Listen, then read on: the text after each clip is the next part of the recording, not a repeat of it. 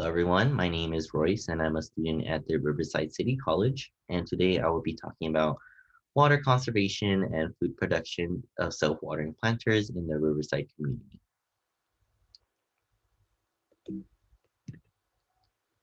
Before I begin, I just wanted to give my acknowledgements to the organizations and people who made this project possible.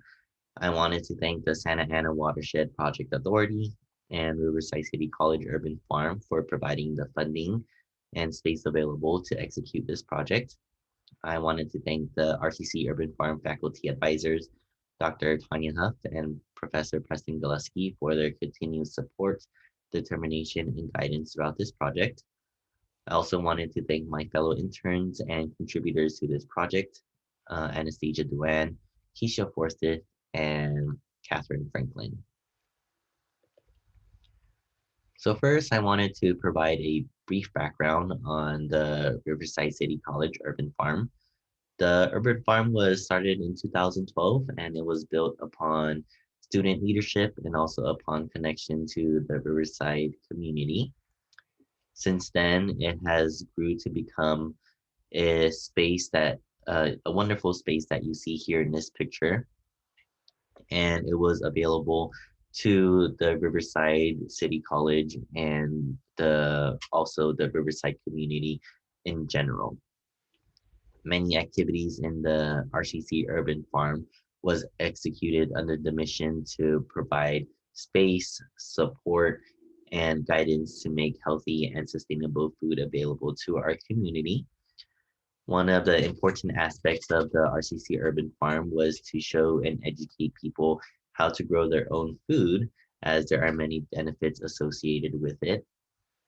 And some of the benefits do include receiving your daily dose of exercise in the form of gardening, making healthier food decisions in your diet, and also contributing to positively impacting environmental um, concerns such as pollination and also having a better quality of air through gardening. And under the RCC Urban Farm mission, we have been able to provide volunteer opportunities to our community. We have been able to provide over 390 pounds of food per month, especially per month to the Riverside City College student community, especially for those who are facing food insecurity. And also under the Urban Farm mission, we have been able to supply internships for students, in which I was a part of. And I'm very grateful for this experience as it has been impactful in my educational journey. So one of the components of the Sustainable Food Production Education Internship at the Urban Farm was to think of a project about sustainable gardening, and it should involve water conservation as well.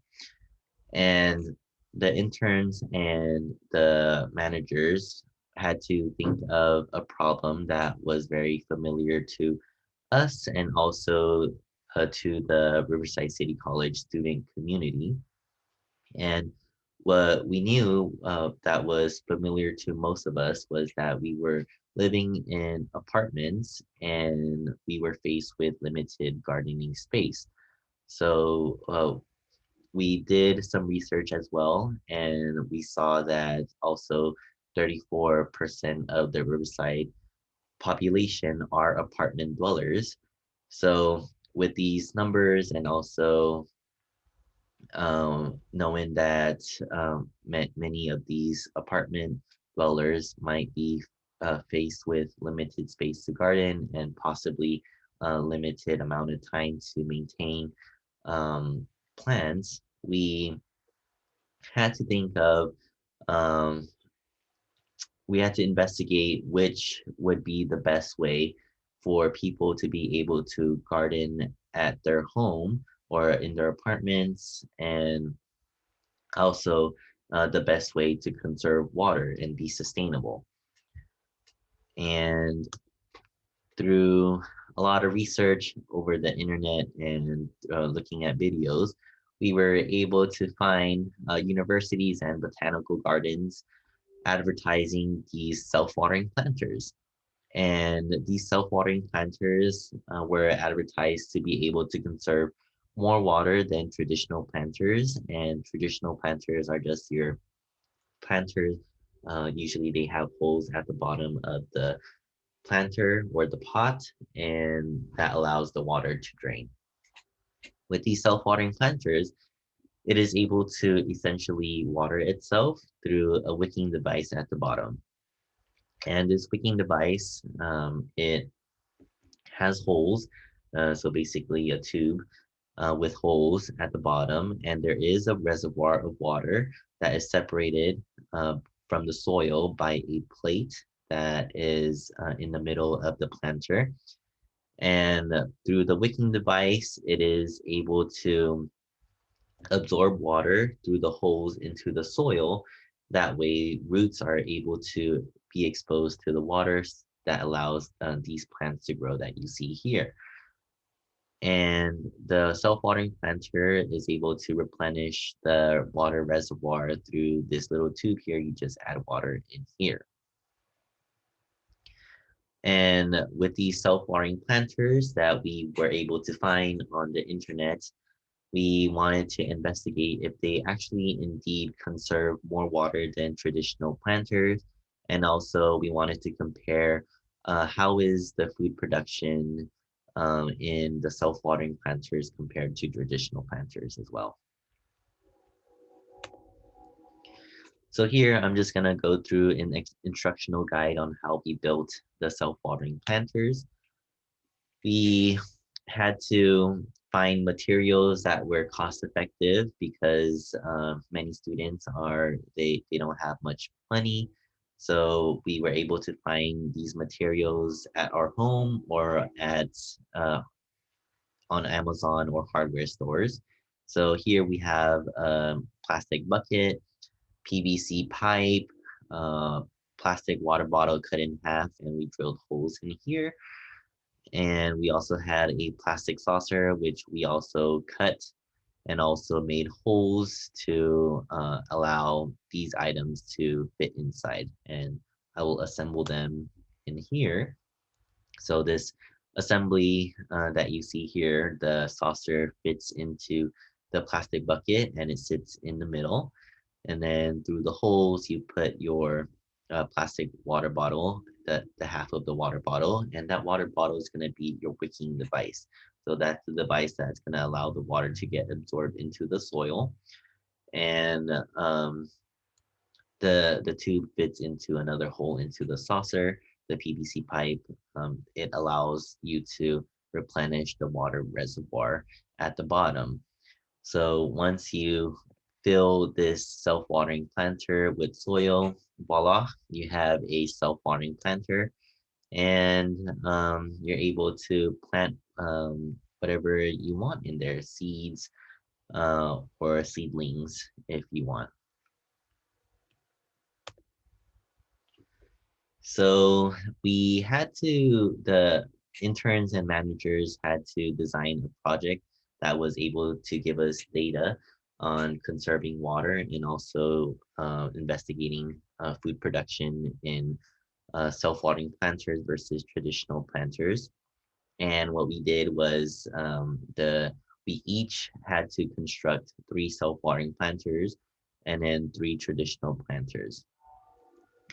We were then able to set set up an experiment where we compared certain types of crops. So in the Riverside climate, we have 2 growing seasons. We have a cool season and also a warm season.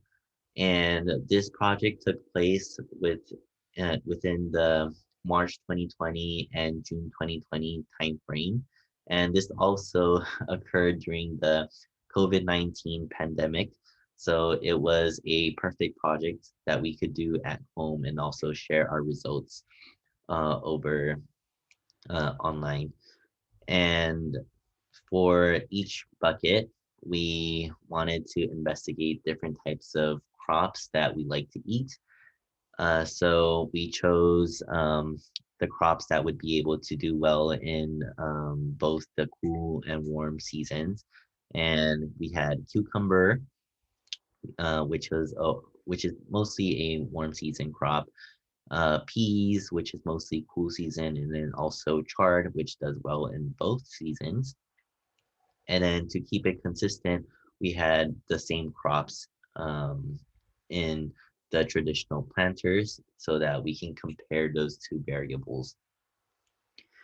And with those planters, we set them on the east side of our apartment. Everyone had to have the same setup so that the data and that we collect would be valid. So then as the plants grew in our planters, here we have a picture of cucumber plant growing beautifully outside of a self-watering planter. And they did pretty well. And here we have some data to show what we did with the comparison of water usage and also crop production. So on this graph specifically, on the x-axis, we have the type of crop that we were investigating and also water usage. And we were comparing the average water usage per day. And we did do some statistical tests. We used t-test and through the t-test, it gave out a p-value of 0.24, which doesn't show any statistical difference. But if you look at the data overall, you can see that the hand watering planters, the one in blue, overall it displayed that it has been using more water than the self-watering planters highlighted in orange. And with cucumbers, you have the most water usage at over 500 milliliters, which is about a water bottle size of water. And also, if we took the average, we calculated that the hand watering planters indeed use 1.5 times more water than the self watering planters. And in this slide, we compared the total produce collected from the planters. So at the end of our experiment, we were able to harvest some veggies and fruits, and we did statistical t-tests for this, and the produce production we got a p-value of 0.19, which is also not statistically significant, which is a good sign because that shows that the self-watering planters can produce just as well as the hand watering planters. And overall, we were able to make about almost 3 pounds of food, 3 pounds of vegetables or fruits or produce from the self-watering planters, and then about 3.5 for the hand watering planters. And another component of the internship was to do some community engagement. And keep in mind that this did occur over the COVID-19 pandemic, so that because we weren't able to do any community workshops of any sort, we then looked into making brochures or flyers that were able to be distributed to the Riverside community. And so we made this little informational brochure on how to make a self-watering planter for those who are interested in building their own and growing their own food. We also made flyers that showed the many benefits that comes with gardening. and we have it separated under health, environment, and financial benefits. And once we were done creating these brochures, we were able to print them out and also give them to the organizers of the RCC, um, grocery bag, food distribution, organized organizing event. And those brochures and flyers were able to go into the grocery bags and be handed out to the RCC student community, and they were able to learn about self-watering planters and also benefits of gardening. And that does conclude my presentation. I hope I piqued or continued your interest in sustainability. Um, the I hope you contribute to the mission of the RCC Urban Farm to make make healthy and sustainable food available to yourself and also the community.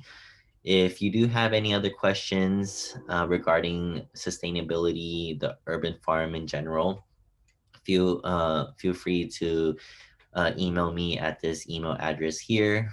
You can also ask for the informational brochures that I mentioned in the previous slide if you didn't receive one. And without further ado, thank you very much. And I hope everyone has a great day.